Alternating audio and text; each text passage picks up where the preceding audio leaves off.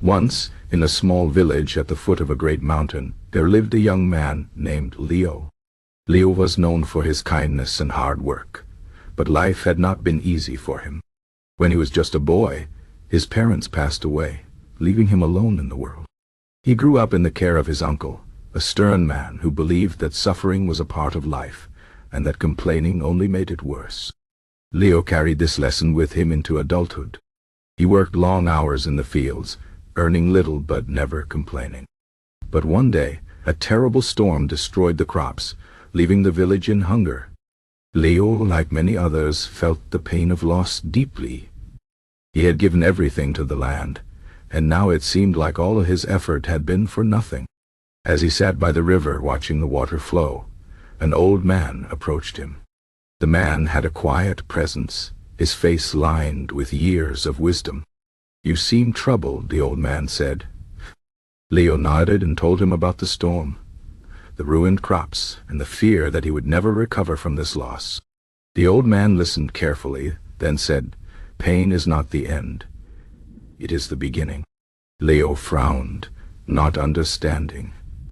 The old man continued, "Tell me, when you cut your hand while working, does it not heal stronger where the wound once was?" Leo thought about it and agreed. "The body knows how to turn pain into strength," the old man said. "But the mind must learn it too." He invited Leo to walk with him up the mountain. The path was steep and difficult, and Leo struggled. His legs burned, his breath grew short, but the old man kept going, steady and calm. "Why are we doing this?" Leo asked, exhausted. The old man stopped and pointed to the view below. The village looked small from such a height, the fields like patches of green and brown. "From here, your pain looks different, doesn't it?" he said. Leo realized that the storm, the ruined crops, they were just a small part of a much bigger picture. The old man then told him a story. "Long ago," he began, "a sculptor was given a block of marble. As he worked, his chisel slipped and cracked the stone in a way he did not intend. He was angry at first, believing he had ruined his work. But then he looked again, and saw that the crack could become part of the sculpture, giving it more depth and meaning. The mistake became the most beautiful part of the piece." Leo understood then. His suffering was not just suffering. It was the raw material for something greater. When they returned to the village, Leo began to think differently. He gathered the villagers and proposed a new way of farming, one that would protect the crops from future storms.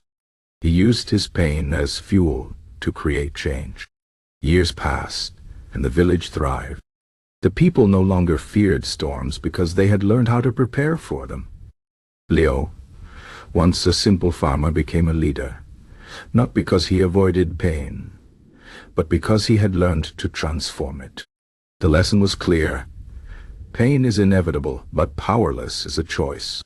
Every struggle carries within it the seed of growth. The body heals stronger where it is broken. The mind grows wiser where it has suffered. And the spirit becomes unshakable when it has faced the storm and learned to stand tall. So when life brings you pain, remember, it is not the end. It is the beginning. The chisel may slip, the storm may come, but you have the power to turn the cracks into beauty and the ruins into strength. The choice is yours. Will you let the pain break you, or will you let it shape you into something greater? That is how you turn pain into power.